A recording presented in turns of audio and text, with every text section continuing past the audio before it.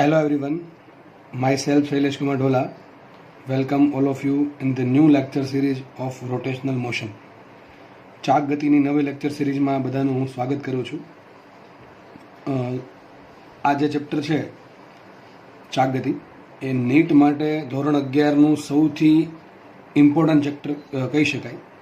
એનું રીઝન એ છે કે આ ચેપ્ટરમાંથી નીટમાં 45માંથી 2 થી 3 પ્રશ્નો દર વર્ષે પૂછાય છે અને પૂછતા રહેશે.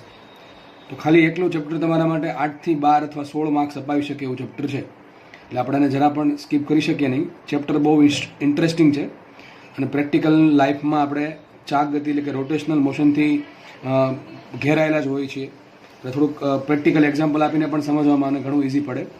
બરાબર છે. તો આપણે જો ચેપ્ટર જે છે એ થોડુંક લેન્ધી ચેપ્ટર છે. વેઇટેજ વધારે છે એટલે લેન્ધી પણ છે.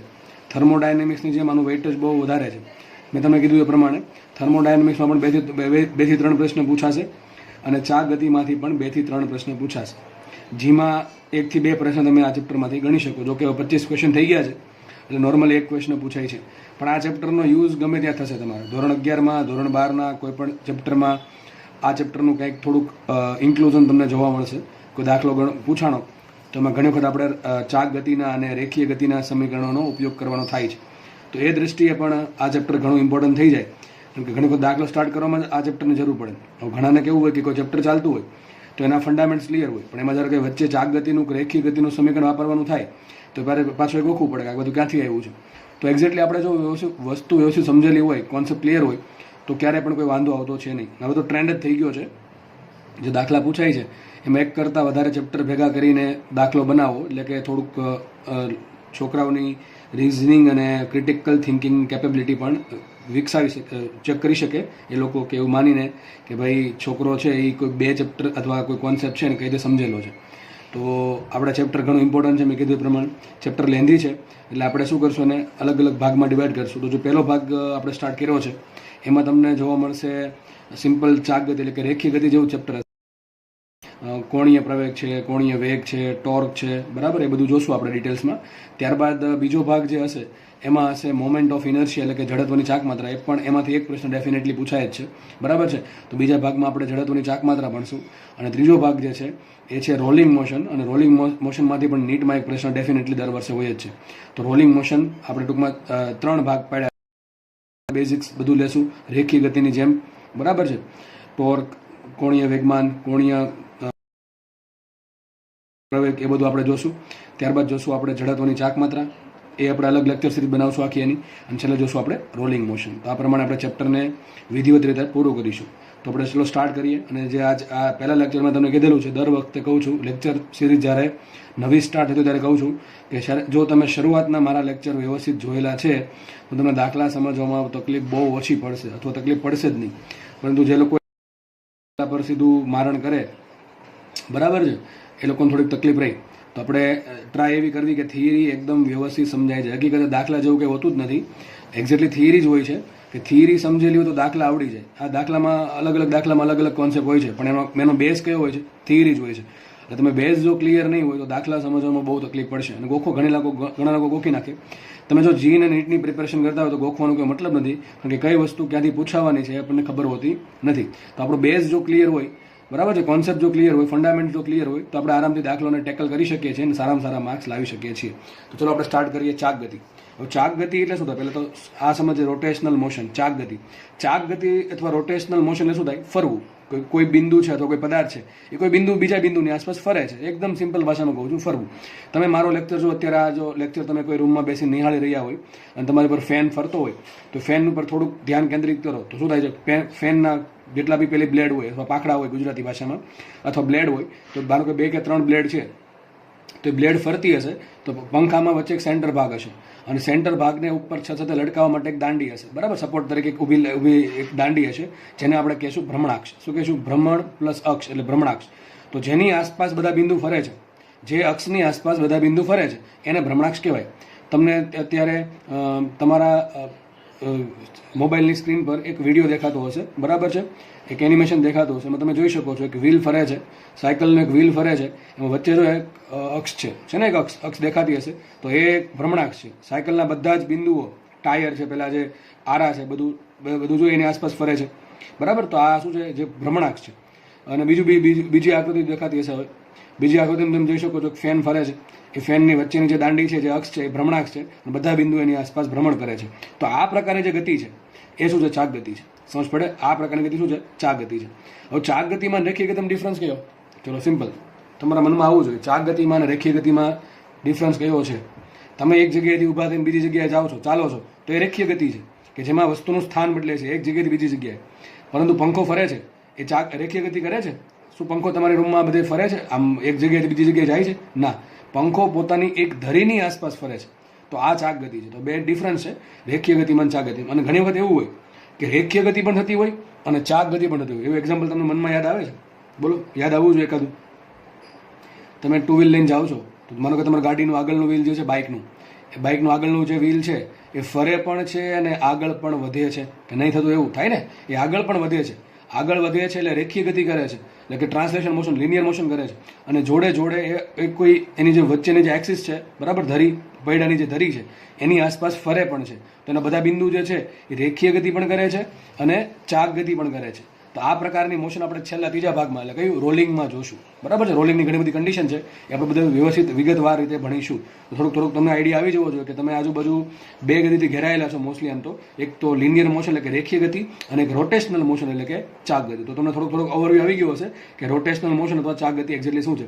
ઘણા લોકો આને રેખીય ગતિ જોડે કમ્પેર કરે છે, સરખામણી કરે, બરાબર છે, પણ રેખીય ગતિ અને ચાક ગતિ જે છે એને ડાયરેક્ટલી બેને કોઈ લેવા દેવા નથી. સમજ પડે છે?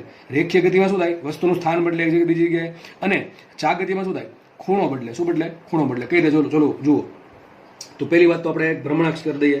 ભ્રમણાક્ષ કોને કહેવાય? ભ્રમણાક્ષ અથવા એક્સિસ, રોટેશનલ એક્સિસ. તો બધા કણો જે એક્સિસની આસપાસ ફરતા હોય, ચાક ગતિ કરતા હોય, એ એક્સિસને કહેવાય ભ્રમણાક્ષ. બે કિસ્સા છે આમાં. ભ્રમણાક્ષ સ્થિર હોઈ શકે અને ભ્રમણાક્ષ પોતે ગતિ પણ કરતી હોઈ શકે. કઈ રીતે? પંખો ફરે છે, તે પંખો, બરાબર, ફેન તમારા ઘર પર, તમારા માથા પર ફરતો હશે, બરાબર, ઉપર છત સાથે લટકાવેલો.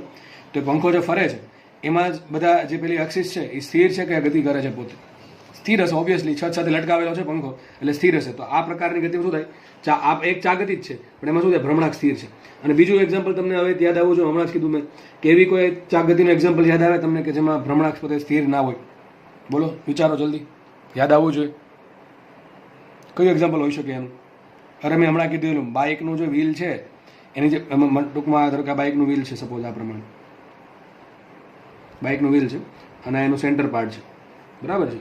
આ જે બધા બિંદુઓ છે જે વ્હીલ પરના જેટલા બી બિંદુઓ છે એ બધા આ ભ્રમણાક્ષની આસપાસ ફરે કે નહીં ફરતા? અને જોડે જોડે આ જે વ્હીલ છે એ પોતે આગળ પણ વધે છે. તો અહીંયા જો રોટેશનલ મોશન થઈ, અહીંયા રોટેશનલ મોશન થઈ, બરાબર છે, વ્હીલ પોતે ફરે છે, બરાબર, અને જે બાઇક છે એનું પૈડું આગળ પણ વધે છે. તો અહીંયા જે ભ્રમણાક્ષ જે છે, આ ભ્રમણાક્ષ એ પોતે સ્થિર નથી, એ ભ્રમણાક્ષ પોતે ગતિ કરે છે, બરાબર, રસ્તા પર સીધી ગતિ કરે છે. અને જે પેલું વ્હીલ છે, તો ટૂંકમાં તમને કીધું એ પ્રમાણે ભ્રમણાક્ષ છે એ સ્થિર હોઈ શકે અને ગતિ કરતી પણ હોઈ શકે. આપણે શરૂઆતમાં જે ભણશું એ આ કિસ્સો ભણશું કે ભ્રમણાક્ષ સ્થિર છે, બરાબર છે. શું ભણશું આપણે? એવી ચાક ગતિનો અભ્યાસ કરશું કે જેમાં શરૂઆતમાં ભ્રમણાક્ષ સ્થિર છે, અને પછી એવું પણ ભણશું કે જે ભ્રમણાક્ષ ગતિ કરતી હોય. ટૂંકમાં એ ભાગ છે આપણે રોલિંગમાં ભણશું, એટલે કે આ ચેપ્ટરનો ભાગ 3, બરાબર છે, થર્ડ પાર્ટમાં આપણે અભ્યાસ કરશું. તો અત્યારે હું રિપીટ નહીં કરું હવે કે આપણે જે પણ અભ્યાસ કરશું અત્યારે આ ફર્સ્ટ પાર્ટમાં, એમાં ભ્રમણાક્ષને આપણે સ્થિર રાખીશું અને બાકી બધી વસ્તુ, બધી રાશિઓનો અભ્યાસ કરીશું. સમજ પડી ગઈ? તો જસ્ટ તમને આ લેક્ચરમાં તમને જસ્ટ ઓવરવ્યૂ આપું છું કે એક્ઝેક્ટલી શું થાય છે, બરાબર. તો ચાલો આપણે ભ્રમણાક્ષ સમજીએ. હવે આગળ વધીએ. નેક્સ્ટ આપણે જે સમજવાનું છે એ છે દઢ પદાર્થ. દઢ પદાર્થ એટલે કે રિજિડ બોડી. Rigid body. હવે એકદમ સિમ્પલ વ્યાખ્યા છે. દઢ પદાર્થ કોને કહેવાય?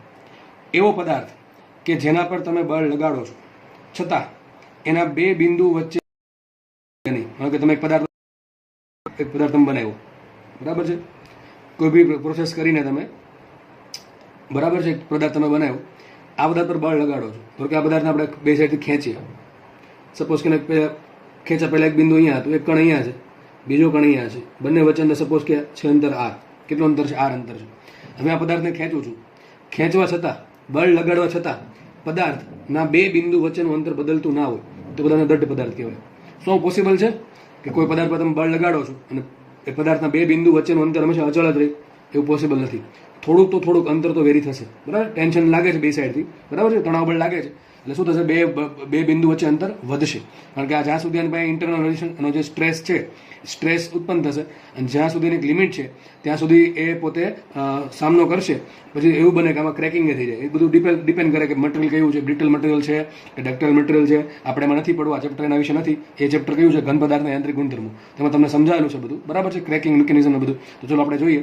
તો દઢ પદાર્થ હકીકતે પ્રેક્ટિકલમાં પોસિબલ નથી. તો દઢ પદાર્થ સિમ્પલ ખાલી ફંડામેન્ટ શું છે, એવો પદાર્થ કે જેના પર બળ લાગે છતાં તેના બે બિંદુ વચ્ચેનું અંતર બદલાતું ન હોય, બરાબર. ધારો કે ત્રીજું બિંદુ છે, તો ટૂંકમાં બધા બિંદુ વચ્ચે અંતર કેવું રહેતું, અફર જળવાઈ રહેતું હોય, તેવા પદાર્થના દઢ પદાર્થ કુદરતમાં છે જ નહીં, અવેલેબલ જ નથી, બરાબર છે.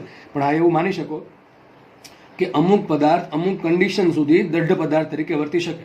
જેમ કે માનો કે તમે એક ડાયમંડ લઈ લો, ડાયમંડ, સપોઝ કે ડાયમંડ લઈ લઈએ આપણે, ડાયમંડ છે, બરાબર. સપોઝ ડાયમંડ લઈ લે આ રીતે, તો ડાયમંડ છે એમાં એના પર બળ લાગશે, બરાબર. તો એને લગભગ એને કંઈ ફરક નહીં પડે, કારણ કે ડાયમંડ છે એ હાર્ડેસ્ટ મટીરિયલ છે. કેવું છે, હાર્ડેસ્ટ મટીરિયલ અથવા હાર્ડ મટીરિયલ છે, એટલે થોડોક ઓછું બળ લાગે તો કંઈ ફરક પડશે નહીં. એવું નથી કે એને કંઈ ફરક નહીં પડે, અનંત ન્યૂટનનું બળ લગાડું અને છતાં પણ ડાયમંડ છે ને કંઈ ફરક ન પડે એવું જરૂર નથી. આપણે એમ કહી શકીએ કે અમુક લિમિટ સુધી જો ડાયમંડ પર બળ લાગે તો એમાં કંઈ ફરક પડશે નહીં. તો એટલી લિમિટ સુધી ડાયમંડને આપણે રિજિડ પદાર્થ ગણી શકીએ. માનો કે આપણે લોખંડ છે, લોખંડની કોઈ પટ્ટી છે, અને માનો કે તમે બે સાઈડથી ખેંચો છો, થોડુંક જ બળ આપ્યું, તો થોડાક બળના કારણે લગભગ એના બે બિંદુ વચ્ચે અંદર થોડુંક તો વધશે, પણ આપણે એને નેગ્લેક્ટ કરશું. તો આ કિસ્સામાં લોખંડની પટ્ટી પણ આપણા માટે દઢ પદાર્થ છે. તો હકીકત કીધું પ્રેક્ટિકલમાં કોઈ દઢ પદાર્થ છે નહીં, પરંતુ આપણે આપણા હિસાબના અનુસાર બળ જે લાગે છે એના આધારે એમ કહી શકીએ કે ભાઈ આમાં થોડુંક વેરિએશન આવશે, બે બિંદુ વચ્ચે, બે અંતર વચ્ચે, બે કણો વચ્ચેના અંતર વચ્ચે થોડુંક વેરિએશન આવે તો એ આપણા માટે શું કે આપણે છે ને એક્સેપ્ટ કરીશું, અને આ પદાર્થને આપણે લગભગ રિજિડ પદાર્થ ગણીશું. હવે રિજિડ પદાર્થ એવો પદાર્થ છે કે જેમાં વિરૂપણ, મેં કીધું એ પ્રમાણે, વિકૃતિ ઉત્પન્ન થાય નહીં. અને બસ આટલું સમજવાનું છે કે રિજિડ પદાર્થ છે એમાં બે બિંદુ વચ્ચેનું અંતર અફર જળવાઈ રહે છે, એટલે પ્રેક્ટિકલમાં કોઈ પદાર્થ દઢ પદાર્થ નથી. તો આપણે આ ચેપ્ટરમાં જે અભ્યાસ કરશું એ અભ્યાસ કરશું દઢ પદાર્થ માટે. કોના માટે કરશું? દઢ પદાર્થ, એટલે કે રિજિડ બોડી માટે, બરાબર છે. આપણે જે પદાર્થ પર બળ લગાડીશું, ટોર્ક લગાડીશું, એના કારણે પદાર્થના કોઈ વિકૃતિ ઉત્પન્ન નથી થતી, બરાબર છે. એ આપણે ધ્યાનમાં રાખીશું, બરાબર. તો બીજી વાત આ છે. હવે આપણે ચેપ્ટરમાં પ્રવેશ કરીએ. આ તો જસ્ટ ખાલી ઉપર છેલ્લી માહિતી હતી કે ભ્રમણાંક શું છે, દઢ પદાર્થ શું છે. હવે આપણે એક્ઝેક્ટલી અંદર જઈએ. ચલો, હું પહેલી વાત કહી દઉં, પહેલી ને છેલ્લી વખત એક જ વખત કહીશ. ચાક ગતિ તમારે જો ઇઝીલી યાદ રાખવું હોય, ચાક ગતિ તમારે જો ઇઝીલી યાદ રાખવું હોય તો એને સમગ્ર રીતે રેખીય ગતિ સાથે કમ્પેર કરી દો. જે સૂત્ર રેખીય ગતિમાં ચાક ગતિમાં આવશે. ક્યાં સુધી? પહેલા તો ચેપ્ટર નંબર 3 એક પરિમાણમાં રેખીય ગતિ, પછી ચેપ્ટર નંબર 4 દ્વિપરિમાણમાં રેખીય ગતિ, ચેપ્ટર નંબર 5, ચેપ્ટર નંબર 6. દર વખતે વિદ્યાર્થીઓને કહું છું કે તમને જો રેખીય ગતિ આવડે છે તો તમારે ચાક ગતિમાં કોઈ ટેન્શન નથી. કયા? પહેલા ફર્સ્ટ પાર્ટમાં, બરાબર છે. ફર્સ્ટ પાર્ટ જે છે મેં તમે કીધું, બરાબર છે. આ ટોર્ક છે, પછી ટોર્ક છે, કોણીય વેગમાન છે, કોણીય વેગ છે, કોણીય પ્રવેગ છે, અચળ પ્રયોગી ગતિના સમીકરણો છે, એમાં તમને કોઈ વાંધો આવશે નહીં. બીજો પાર્ટ છે કયો? જડત્વની ચાક માત્ર. બીજો પાર્ટ છે રોલિંગ મોશન. તો તમને જો રેખીય ગતિ આવડે છે તો તમારે ફર્સ્ટ પાર્ટ ઓટોમેટિક તમને અત્યારે 20-30% આવડે જ છે એવું માની લો, બરાબર છે. રેખીય ગતિ તમને આવડે છે તો તમને ચાક ગતિનો અમુક ભાગ અત્યારથી આવડે જ છે એવું માની ચાલો, બરાબર છે. કારણ કે સૂત્રમાં કોઈ ફરક પડશે નહીં. આપણે આ લેક્ચરમાં એ જ જોશું કે રેખીય ગતિના સૂત્ર છે એને ચાક ગતિના સૂત્રમાં કેમ ફેરવવા. અને એક દર વર્ષે નીટમાં એક પ્રશ્ન આમાંથી પૂછાય છે. ત્રણેય પાર્ટ મેં તમને કીધા, જડત્વની ચાક માત્ર, રોલિંગ મોશન અને ફર્સ્ટ પાર્ટ જે છે બેઝિક, એમાંથી દરેકમાંથી એક પ્રશ્ન નીટમાં પૂછાય છે. જેમાં તો કંઈ હોતું નથી કે આમાંથી પ્રશ્ન પૂછાતો નથી, એવું બધામાંથી પ્રશ્ન પૂછી શકે. અને એનું કારણ છે જેમાં આટલા બધા પેપર લેવાય છે એટલે એવું નહીં લાગે ખાલી જડત્વની ચાક માત્રમાંથી 8 પેપરમાં પ્રશ્ન પૂછું, એ ગમે નથી પ્રશ્ન પૂછશે. જીવાળા જે લોકો છે એના ભાગમાં ગમે નથી પ્રશ્ન આવી શકે છે. સમજ પડે કે નહીં? તો આપણે જે ચાક ગતિ છે ને 3 ભાગમાં મેં વેચેલી છે. એમાં ફર્સ્ટ પાર્ટમાં આપણે મેં કીધું એ પ્રમાણે રેખીય ગતિ છે એના સૂત્ર છે એને મારે ચાક ગતિમાં કઈ રીતે ફેરવવા હું તમને એ શીખવાડી દઈશ, બરાબર. હવે એ સમજતા પહેલા આપણે બધે અલગ અલગ જે રાશિ આવે છે ચાક ગતિમાં, ચલો એનો અભ્યાસ કરીએ. માનો કે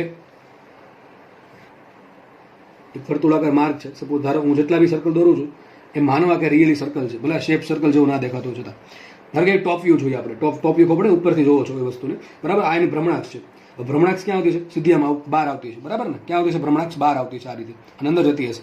એક કણ ધારો કે ધારી લો, એક કણ છે, એનું દળ m છે. આ જે અંતર છે એ અંતર છે r. કેટલું અંતર છે? r. તો ત્રિજ્યા થઈ ગઈ r. તો એમ કહી શકાય કે એક m દળનો પદાર્થ કોઈ ભ્રમણાક્ષ, સપોઝ એને કહી દો O, તો એક ભ્રમણાક્ષ છે એનું કેન્દ્ર છે O, તો કેન્દ્ર ઓની આસપાસ આર ત્રિજ્યાના વર્તુળાકાર માર્ગે ચાક ગતિ કરે છે. હવે ફરતો હશે કે સ્થિર છે? ફરતો જ હશે. તો ફરતો તો વેગ હોય. વેગ ક્યાં હોય? યાદ રાખો, વેગ ક્યાં છે? હંમેશા વેગ હશે એના સ્પર્શકની દિશામાં. અહીંયા સ્પર્શક શું થાય? વર્તુળના સ્પર્શક દોરો, આ રીતે થાય.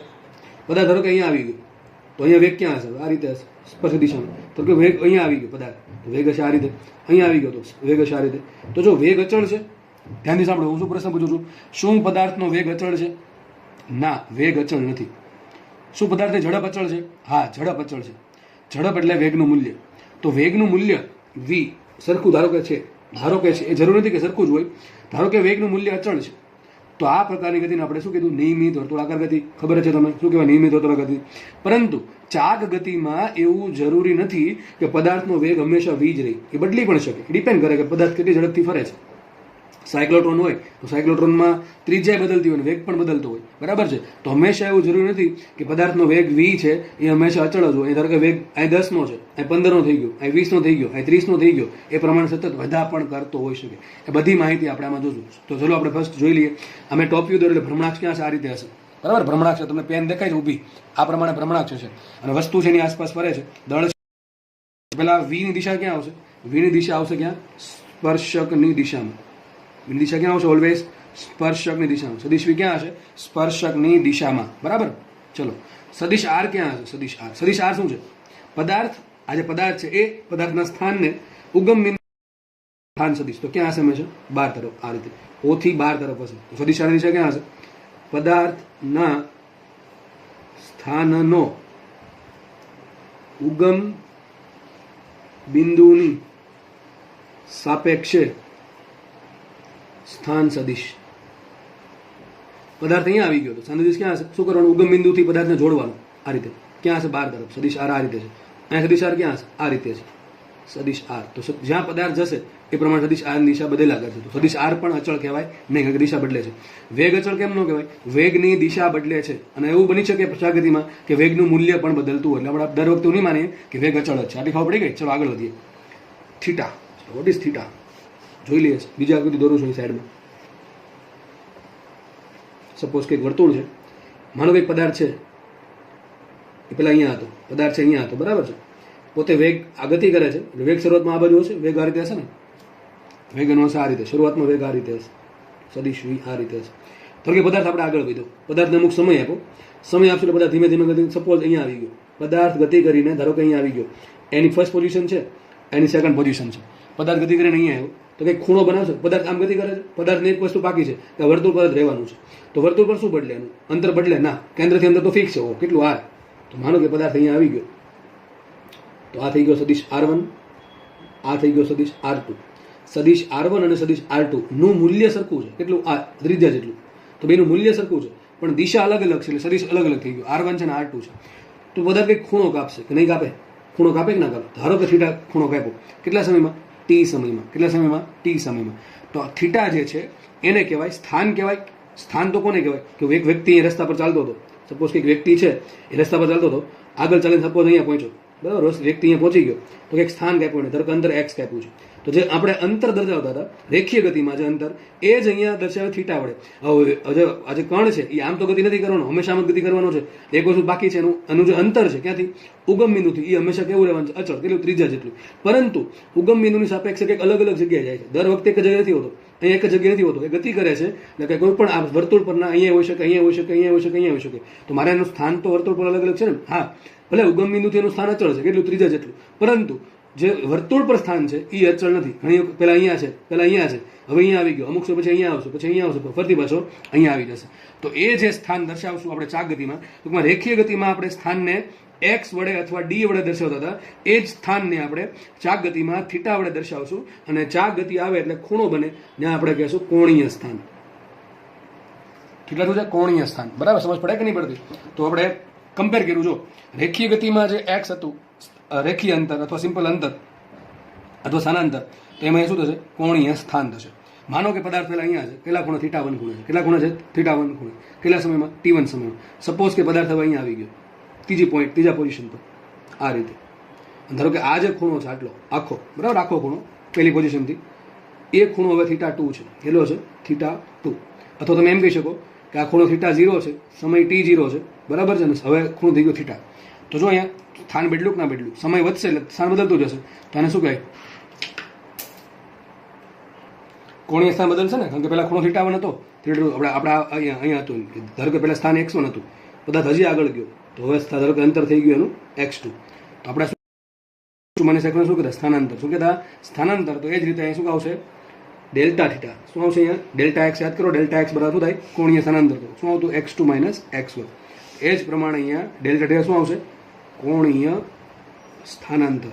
કોણીય સ્થાનાંતર એ પદાર્થનો ખૂણો. તો આમ કહી શકો ડેલ્ટા થીટા બરાબર θ2 - θ1. સિમ્પલ. અત્યારે હજી બેઝિક સમજાવું છું, બરાબર? એમાં કોઈ ડિટેલમાં આપણે કાંઈ શીખા જ નથી હજુ.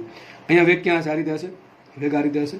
અહીંયા વેગ હશે આ રીતે, બરાબર છે. વેગ v, જો વેલ્યુ સરખી રહેતી હોય તો, બરાબર છે. આગળ વધીએ આપણે. નેક્સ્ટ જે પોઝિશન છે એ છે ઓમેગા. નવી રાશિ છે ઓમેગા. What is omega? ચલો મને એમ કહો, હું એમ કહું કે એક વસ્તુ છે, એ ધ્યાન રાખો, એક વસ્તુ છે એ એનું સ્થાન 5 મીટરનું અંતર ધારો કે 1 સેકન્ડમાં કાપી લે. શું કહું છું? એક વ્યક્તિ છે કે વસ્તુ છે, એ 5 મીટરનું અંતર 1 સેકન્ડમાં કાપી લે છે. તો અહીંયા આપણે નવું ખબર હોય તો મેં વેગ લાવ્યા હતા. શું લાવ્યા હતા? વેગ. વેગ કોને કહેવાય? કેટલું અંતર કાપે કેટલા સમયમાં. તો કેટલો વેગ આવશે? v બરાબર 5 મીટર પર સેકન્ડ. તો જેવો વેગ હતો, વેગ શું બતાવે છે? કે સ્થાન છે, અંતર છે, એ કેટલા સમયમાં વસ્તુ કાપે છે. જો ઓછા સમયમાં વધારે અંતર કાપે તો વેગ વધારે હોય. સીધી વાત છે કે નહીં? તમે ધારો કે કોઈ વ્યક્તિ છે એ 1 સેકન્ડમાં 15 મીટર અંતર કાપે છે કોઈ બી રીતે, તો એનો વેગ વધારે છે. તો વેગ શું બતાવે? સમય સાથે સ્થાન કેટલું બદલે છે, કેટલું અંતર કાપે છે, કેટલું સ્થાનાંતર કરે છે, એ વેગ બતાવે છે. તો એવું જ રાશિ છે કોણીય વેગ. કે થીટા જે છે એ કેટલી ફટાફટ બદલે છે, સમય બદલે છે એની આધારે થીટા કેટલો બદલે છે. માનો કે કોઈ પંખો છે, એ ધારો કે 1 સેકન્ડમાં 90 ડિગ્રીએ પહોંચે છે. એક પંખાની બ્લેડ પરનું કોઈ બિંદુ, અથવા પંખાનું કોઈ બ્લેડ અથવા પાંખડું, એ 1 સેકન્ડમાં અહીંયા હતું, 1 સેકન્ડ પછી સપોઝ કે અહીંયા આવી જાય છે. ટૂંકમાં 1 સેકન્ડમાં 90 ડિગ્રી કાપે છે. પંખો એ પ્રમાણે ફરે છે, બરાબર છે. બીજો કોઈ પંખો છે, એની જે બ્લેડ છે એ 1 સેકન્ડમાં અહીંથી અહીંયા આવી જાય છે, બરાબર. પાંખડું પહેલા આમ હતું, ધારો કે આમ થઈ ગયું. કેટલો ખૂણો કાપે છે? 180 ડિગ્રીનો. તો કાંઈક તો બેમાં છે. બેમાં પહેલા ખૂણો કેટલો કાપે છે? 90 ડિગ્રીનો ખૂણો કાપે છે. આ કેટલો ખૂણો કાપે છે? 180 ડિગ્રીનો. સમય કેટલો લાગ્યો બેને? સરખો. તો કેટલા ઝડપથી ખૂણો બદલે છે? ઓમેગા શું બતાવે છે? કેટલી ઝડપથી ખૂણો વધે છે, બરાબર. કેટલા સમયમાં કેટલો ખૂણો વધે, એ સિમ્પલ કહેવાય ઓમેગા. તો ઓમેગા શું આવશે? રેખીય ગતિમાં જેમ વેગ છે એમ ચાક ગતિમાં આવશે કોણીય વેગ. એટલે કે ખૂણો કેટલો બદલે છે. યાદ કરો સૂત્ર શું હતું વેગનું? વેગ બરાબર શું હતું? યાદ કરો, v બરાબર શું હતું? Delta x by delta t. તો સેમ રીતે ઓમેગા બરાબર શું આવશે? Delta theta upon delta t. કેટલો ખૂણો બદલે છે? પહેલા ધારો કે ખૂણો θ1 હતો, હવે થઈ ગયો ખૂણો θ2, તો બદલો કેટલો? θ2 - θ1. કેટલા સમયમાં? ડેલ્ટા ટી સમયમાં. તો આમ પણ લખી શકાય θ2 - θ1 બાય ડેલ્ટા ટી. આ કંઈ યાદ રાખવાની જરૂર નથી. તમને હજી હમણાં એક કોષ્ટક આપીશ, એના આધારે તમને બધો આઈડિયા આવી જશે. અત્યારે ખાલી એ સમજો કે આની સેન્સ સમજો. ઓમેગા એક્ઝેક્ટલી શું કહેવા માંગે સમજો. આ શું સજેસ્ટ કરે છે? કે એ સજેસ્ટ કરે છે કે મારો જે ખૂણો છે, મેં તમને કીધું પ્રમાણે, એક પંખો ધારો કે 1 સેકન્ડમાં 90 ડિગ્રી ફરે છે એનું પાંખડું, અને બીજો પંખો છે એનું પાંખડું 1 સેકન્ડમાં 180 ડિગ્રી ફરે છે. તો જો બીજો જે પંખો છે એ ફટાફટ ફરે છે એમ કહેવાય. એ ફટાફટ, ટૂંકમાં માનો કે એક વસ્તુ છે 1 સેકન્ડમાં 1 આંટો પૂરો કરે, અને બીજી વસ્તુ છે એ 1 સેકન્ડમાં 10 આંટા પૂરા કરે છે. તો એમ કહી શકાય બીજી જે વસ્તુ છે એ 10 આંટા પૂરા કરે 1 સેકન્ડમાં, એટલે વધારે ઝડપથી ફરે છે. એ જે ઝડપ છે એ છે ઓમેગા. એક ચકડોળ છે, જ્યારે સ્ટાર્ટ થાય ત્યારે લગભગ ધીમે ધીમે ફરતું હોય, બરાબર છે. પણ જ્યારે આમ ધારો કે 2-5 મિનિટ પછી ફૂલ સ્પીડ પકડે એટલે ફટાફટ રાઉન્ડ ફરશે, બરાબર છે. તો એ શું બતાવે? ઓમેગા વધ્યું છે. શું બતાવે? એનું ઓમેગા વધ્યું છે, કારણ કે ફટાફટ આંટા પૂરા કરે છે. તો તમે એમ કહી શકો ઓમેગા બરાબર શું છે? વસ્તુ કેટલા આંટા પૂરા કરે કેટલા સમયમાં. જે વસ્તુ બહુ વધારે આંટા પૂરા કરતા હોય ઓછા સમયમાં, એના માટે વેગ વધારે છે. પણ આ વેગ નથી, શું છે? કોણીય વેગ છે. સમજ પડે છે? તો આ હકીકત આ વેગ જેવી સેન્સ આપે છે કે પહેલામાં વસ્તુ કેટલી ઝડપથી આગળ વધતી હતી, અને આમાં વસ્તુ છે કેટલા સમયમાં કેટલા આંટા પૂરા કરે, અથવા કેટલો ખૂણો બદલે છે એનો કેટલા સમયમાં, એ બતાવે છે ઓમેગા. સમજ પડે? નેક્સ્ટ આપણે આગળ વધીએ. આલ્ફા. તો આલ્ફા તો પ્રવેગ જોડે મતલબ છે. જો માનો કે કોઈ વસ્તુ ગતિ કરતી હતી, એનો અત્યારનો વેગ 5 મીટર પર સેકન્ડ છે. ધારો કે એનો વેગ 1 સેકન્ડ પછી થઈ ગયો 10 મીટર પર સેકન્ડ, તો વધ્યો કેટલો વેગ? કેટલો વધ્યો? 5 વધ્યો કેટલી સેકન્ડમાં? 1 સેકન્ડમાં. તો પ્રવેગ કેટલો આવે? 5 મીટર પર સેકન્ડ સ્ક્વેર, અથવા 5 મીટર પર સેકન્ડ, એટલે કે 1 સેકન્ડમાં 5 મીટર પર સેકન્ડનો વેગ વધે છે. સમજ પડે કે નહીં? તો પ્રવેગ શું સેન્સ આપે છે કે વેગમાં કેટલો વધારો કે વેગમાં કેટલો ઘટાડો થાય છે સમય સાથે. આપણને ખબર છે એ બરાબર શું હોય? dv by dt. તો આલ્ફા એવું જ કંઈક છે. જો મેં તમને કીધું, ચકડોળનું કીધું હતું, બરાબર છે? પેલું ચકડોળ જે છે, માનો કે શરૂઆતમાં 1 સેકન્ડમાં 1 આંટો ફરે છે, 1 સેકન્ડમાં 1 આંટો ફરે, તો કોઈનું ઓમેગા કેવું છે? ઓછું છે. ધારો કે હવે 1 સેકન્ડમાં 10 આંટા ફરવા માંડ્યું. કેટલા ફરવા માંડ્યું? બીજી સેકન્ડમાં 10 આંટા. ટૂંકમાં 1 સેકન્ડનો સમયગાળામાં એના 9 આંટા વધ્યા, તો કોઈની ઝડપ વધી. ટૂંકમાં કોઈ અમુક ફિક્સ અમાઉન્ટના સમયમાં વસ્તુના ઓમેગામાં કોણીય વેગમાં કેટલો ફેરફાર આવે છે એ દર્શાવશે આલ્ફા. તો આપણા માટે જે પેલો પ્રવેગ હતું, રેખીય પ્રવેગ, એ આવશે હવે કોણીય પ્રવેગ. તો આલ્ફા શું બતાવશે? કોણીય પ્રવેગ બતાવશે. ટૂંકમાં ઓમેગામાં સમય સાથે કેટલો વધારો કે કેટલો ઘટાડો થાય છે એ કઈ રાશિ બતાવશે? ઓમેગા. તો સૂત્રમાં આવશે ઓમેગા બરાબર delta omega by delta t, અથવા શું આવશે? ઓમેગા 2 માઇનસ ઓમેગા 1 છેદમાં ડેલ્ટા ટી. આ જસ્ટ મેં હજી ખાલી તમને મૂલ્ય કહું છું. દિશા આપણે ગણી હતી, ઓમેગા દિશા ક્યાં છે, આલ્ફા દિશા ક્યાં છે, એ બધું તમને ધીમે ધીમે હમણાં સમજાઈ જશે, બરાબર છે? જસ્ટ ખાલી મેં ઓવરવ્યુ તમને આપું, ચેપ્ટરમાં આવું બધું આવશે તો તમને ખબર પડી જાય ઓમેગા શું છે, વસ્તુ કેટલી ઝડપથી ફરે એ બતાવશે ઓમેગા. આલ્ફા શું બતાવે? આલ્ફા વિચારો, આલ્ફા શું બતાવે? તમે ધારો કે તમારો રેગ્યુલેટર પંખો છે, પંખો તમારા ઘરે પંખો હશે, બરાબર? બધાના ઘરે પંખો હશે જ. હવે એમાં રેગ્યુલેટર જો જોઈન કરેલું હોય ઇલેક્ટ્રિસિટી બોર્ડમાં, તો રેગ્યુલેટર તમે માનો કે રેગ્યુલેટર 0 પર છે, એટલે પંખાની સ્પીડ કેટલી? 0 હશે. પંખા માટે ઓમેગા કેટલું હશે? 0 હશે. ધારો કે તમે પંખાનું રેગ્યુલેટર 0 માંથી ફર્સ્ટ પોઈન્ટ પર લઈ જાઓ છો, તો પંખો ધીમે ધીમે ફરવાનું સ્ટાર્ટ કરશે. ફરે કે નહીં ફરે? તો પંખા ઝડપ પહેલા કેટલી હતી? ઝડપ, હવે ઝડપ બોલું આ ચેપ્ટરમાં જ્યાં પણ ઝડપ બોલીશ, કઈ ઝડપ તમે સમજવાની? કોણીય ઝડપ અથવા કોણીય વેગ સમજવાનું, અને વેગ જોડે કઈ મતલબ નથી, બરાબર છે? જ્યાં પણ ઝડપ બોલીશ સમજી જવાનું કે આ સર કોણીય વેગની વાત કરવા માંગે છે. તો એની કોણીય વેગ પહેલા કેટલો હશે? 0 હશે ને, કારણ કે આંટા ફરતો જ નથી. હવે ધારો કે તમે રેગ્યુલેટરને ફર્સ્ટ પર લઈ ગયા 0 માંથી, તો પંખો શું ફટાફટ પોતાની સ્પીડ પકડીને કે થોડોક સમય લાગે? થોડોક સમય લાગશે. ધીમે ધીમે ધીમે આંટા વધશે, સોરી આંટા ફરવાનું વધારે છે, અને છેલ્લે એક જે ફર્સ્ટ રેગ્યુલેટરની પોઝિશન પર જે સ્પીડ આવે એ સ્પીડ શું કરશે? અટેન્ડ કરી લેશે, બરાબર? એટલે એ હવે જુઓ, પહેલા સ્પીડ કેટલી હતી? 0 હતી. ધારો કે હવે 10 આંટા ફરે છે, તો 0 થી 10 સીધું થઈ જશે કે થોડોક સમય લાગશે? સમય લાગશે કે નહીં લાગે? તો શું ઉત્પન્ન થાય? આલ્ફા ઉત્પન્ન થાય. શું ઉત્પન્ન થાય? આલ્ફા. કેમ આલ્ફા ઉત્પન્ન થાય? અરે ભાઈ, જ્યાં ઓમેગા વધે કે ઘટે એની આલ્ફા આવે, બરાબર છે? હવે ધારો કે રેગ્યુલેટર 1 પર છે, 10 ની સ્પીડે ફરે છે, બરાબર છે? હવે રેગ્યુલેટર તમે 1 પર જ રાખો છો, તો સ્પીડ કેટલી છે? 10 જ હશે. સ્પીડ જો 10 ની 10 જ છે, સાઈડમાં સમજાવો પાછળ. સ્પીડ પહેલા 0 હતી, તો 10 થઈ, તો આલ્ફા ઉત્પન્ન થશે આમાં, બરાબર? આલ્ફા ઉત્પન્ન થશે કારણ કે ઓમેગા વધે છે. હવે માનો કે તમે રેગ્યુલેટરની સ્પીડ 1 ને 1 જ રાખો છો, એટલે કે 10 ની 10 જ રાખો છો, તો અહીંયા ઝડપ વધતી નથી, તો અહીંયા આલ્ફા કેટલો છે? 0. આલ્ફા ક્યારે આવે? આપણા કેસમાં પ્રવેગ ક્યારે આવતો હતો? જ્યારે વેગ વધે કે ઘટે તો, અથવા એમ કહી શકાય જ્યારે વેગમાં ફેરફાર આવે ત્યારે પ્રવેગ આવે. હું તમને એમ કહું, તમારી ગાડી છે એક જ દિશામાં મીટર પર સેકન્ડની ઝડપથી જાય છે, તો પ્રવેગ કેટલો? 0. સમજ પડે? એ જ રીતે અહીંયા ઓમેગા બદલતું નથી, તો આલ્ફા પણ બદલશે નહીં. આલ્ફા કેટલો આવશે? 0. માનો કે તમે હવે રેગ્યુલેટરને ફર્સ્ટ પોઝિશન પરથી બીજી પોઝિશન પર લઈ ગયા, અને ધારો કે અહીંયા પંખોની સ્પીડ છે 30. કેટલી સ્પીડ છે? પંખો વધુ 30ની આરપીએમ પર ફરે એવું માની લો. સિમ્પલ એક્ઝામ્પલ આપું છું, બરાબર છે? તો ધારો કે આ ફર્સ્ટ પોઝિશન, આ બીજી પોઝિશન, આ ફર્સ્ટ હતી, આ બીજી છે. તો અહીંયા જો ઉત્પન્ન થયો, અહીંયા જો આલ્ફા ઓમેગા વધે છે કે નહીં વધતું? ઓમેગા વધે છે. પહેલા ઝડપ હતી ઓમેગા 1 10 હતું, હવે ઓમેગા 2 કેટલા છે? 30. તો થોડોક સમય લાગશે કે નહીં લાગે? કે સીધી જેવી 10 ની સ્પીડમાંથી તમે જેવું રેગ્યુલેટર 2 પર લઈ ગયા, સીધું પંખો ફરવા જ માંડો. અરે ભાઈ, સમય ભલે ઓછો લાગે, પણ થોડોક સમય તો લાગશે. ત્યાં પાછો આલ્ફા ઉત્પન્ન થશે કે નહીં? ઉત્પન્ન થશે. માનો કે તમે પંખાને 2 પર જ ફેરવો છો, બરાબર? રેગ્યુલેટરની બીજી પોઝિશન પર ફેરવો છો, તો ઓમેગા કેટલો હશે? 30 જ હશે. તો કેવા શું માંગુ છું, સમજ પડે છે?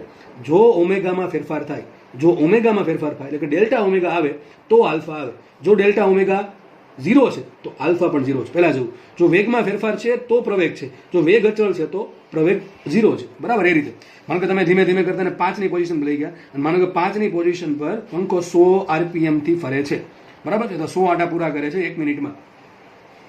તો મતલબ શું થયો? કે અહીંયા જ્યારે 30 માંથી તમે સીધો 5 પર લઈ ગયા, તો જો સમય લાગશે કે નહીં લાગે? લાગશે.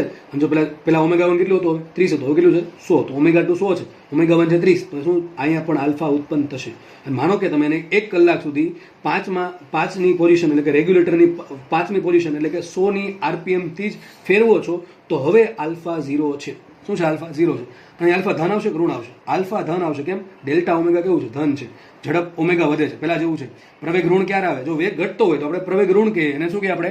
પ્રતિ પ્રવેગ કહેશું, રિટાર્ડેશન. અને એ જ રીતે જો માનો કે વેગ પેલા 10 નો હતો, 20 નો થયો, 30 નો થાય, ધીમે ધીમે વેગ વધે છે, તો પ્રવેગ કેવો આવે? ધન આવે. જો ઊંધું થતું હોય 30 માંથી 20, 20 માંથી 10, તો પ્રવેગ ઋણ થાય. આપણે ઋણ પ્રવેગને શું કહીએ છીએ? પ્રતિ પ્રવેગ. તો એવું જ અહીંયા સેમ ટુ સેમ છે. તો તમે જુઓ, રેખીય ગતિ જેને આવડે છે એને હું જે અત્યારે સમજાવું છું, એને સમજવામાં જરા પણ તકલીફ પડતી નહીં હોય. અને જે લોકોને રેખીય ગતિમાં પ્રોબ્લેમ છે એને થોડીક તકલીફ રહેશે, પણ મેં તમને કીધું પ્રમાણે વિડીયો થોડોક રિવાઇઝ કરીને જુઓ એટલે તમને લગભગ આઈડિયા આવી જશે. આનાથી ઊંધું કરો શું થાય? પહેલાં ધારો કે પંખો 5 પર ફરે છે, ધારો કે તમને ઠંડી વાય છે એટલે શું કરો, પંખાનું રેગ્યુલેટર 4 પર લઈ આવ્યો, ઝડપ થઈ ગઈ 70, તો શું થશે, અહીંયા ડેલ્ટા ઓમેગા કેવું, ઓમેગા 2 છે 70, ઓમેગા 1 છે 100, તો ડેલ્ટા ઓમેગા કેવો આવશે, ઋણ આવશે. ડેલ્ટા ઓમેગા ઋણ શું બતાવે છે કે ભાઈ ઝડપ ઘટે છે, એનો કોણીય વેગ છે એ ઘટે છે, એની સ્પીડ જે છે એ ઘટે છે, તો આલ્ફા કેવો આવશે, ઋણ આવશે. તો મને એમ કહો આલ્ફાનું અસ્તિત્વ ક્યારે, આલ્ફા અસ્તિત્વ ક્યારે ધરાવે, જ્યારે, યાદ રાખજો, જ્યારે ઓમેગામાં ફેરફાર થાય ત્યારે. જો ઓમેગામાં ફેરફાર આવે તો જ આલ્ફા આવે. હું એમ કહું એક વસ્તુ છે એ 100 આરપીએમથી ફરે છે, 1 મિનિટમાં 100 આંટા ફરે છે, ફિક્સ આંટા, તો આલ્ફા કેટલું, 0. કેટલું છે આલ્ફા, 0. આપણે પહેલાં જેવું છે કે એક વસ્તુ છે એ 100 મીટર પર સેકન્ડની ઝડપથી ગતિ કરે છે એક જ દિશામાં, તો પ્રવેગ કેટલો, 0. કેમ પ્રવેગ 0, વેગ અચળ છે, વેગ અચળ એટલે મૂલ્ય અચળ છે, દિશા અચળ છે, બરાબર છે. તો વેગ અચળ છે એટલા માટે પ્રવેગ 0 થશે. એના જેવું જ અહીંયા છે. તો હકીકતે આલ્ફાનો જન્મ ક્યાં થાય, જ્યારે ઓમેગામાં ચેન્જ આવે. તો ઓમેગામાં ચેન્જ બે રીતે આવી શકે, ઓમેગા વધી પણ શકે અને ઓમેગા ઘટી પણ શકે. અત્યારે ધારો કે તમે 100 આરપીએમ પર કોઈ વસ્તુને ફેરવો છો, એની જગ્યાએ જો તમે એને 200 આરપીએમ પર ફેરવો તો ઓમેગા વધશે. તો ઓમેગા કેટલો આવશે, આલ્ફા કેટલો આવશે, આલ્ફા બરાબર અંતિમ 200 માઇનસ પ્રારંભિક 100, તો 200 માઇનસ 6 છેદમાં સમય લેવો પડે, જે સમય આવતો હોય. અને હકીકત આના આરપીએમને પહેલાં રેડિયન પર સેકન્ડમાં ફેરવવું પડે પહેલાં તો, બરાબર. તો આપણે એ બધું જોવાનું જ છે, પણ જસ્ટ ખાલી અત્યારે તમને ઓવરવ્યુ આપું કે આલ્ફાનું અસ્તિત્વ ક્યારે હોય, તો તમને થોડોક આઈડિયા આવી ગયો હશે ચેપ્ટર વિશે કે ચેપ્ટરમાં એક્ઝેક્ટલી શું આવવાનું છે. તો આલ્ફા છે, સમજ પડે છે આલ્ફા શું છે એક્ઝેક્ટલી, જે રેખીય પ્રવેગ બતાવે એ જ વસ્તુ આલ્ફા બતાવે છે. તો અહીંયા આપણે આલ્ફાની કહાની પૂરી કરીએ છીએ. તો અત્યાર સુધી આપણે શું ભણ્યા, વેગ ક્યાં હોય હંમેશા, સ્પર્શની દિશામાં, આર ક્યાં હોય, પદાર્થના સ્થાનને ઉગમ બિંદુ સાપેક્ષે દર્શાવતો સ્થાન સદિશ. થીટા શું છે, જે અંતર હતું એ કોણીય સ્થાન છે અહીંયા થીટા.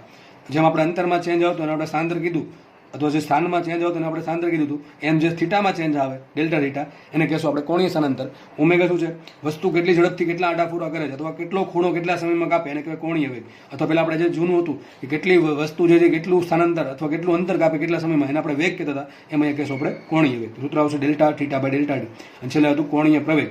તો બધી રાશિ આપણે મેં તમને કીધું એ પ્રમાણે તમે જો આને રેખીય ગતિ જોડે કમ્પેર કરશો તો સમજવામાં કોઈ તકલીફ પડશે નહીં. બાકી ગોખીને થાકી દેશો તો દાખલામાં શું પૂછ્યું આઈડિયા આવશે નહીં, બરાબર છે. એટલે ગોખવો નહીં અત્યારથી જ આપણે, બરાબર છે. પછી આપણે આલ્ફા જોયું, તો આલ્ફા જે રેખીય પ્રવેગ છે એ જ એની જેવું જ કોણીય પ્રવેગ છે. અને આલ્ફાના અસ્તિત્વ ક્યારે હોય, જ્યારે ઓમેગામાં ચેન્જ આવે. તો વસ્તુ છે ફિક્સ આરપીએમ પર અથવા ફિક્સ ઝડપથી ફરતી હોય, અચળ કોણીય વેગથી ફરતી હોય ત્યારે એના માટે આલ્ફા 0 હશે. હવે પંખો છે એ ફિક્સ આરપીએમ પર ફરે છે તો આલ્ફા 0 હશે. પંખાને તમે સ્પીડ ઘટાડો કે વધારો તો આલ્ફા ઉત્પન્ન થશે, બરાબર છે.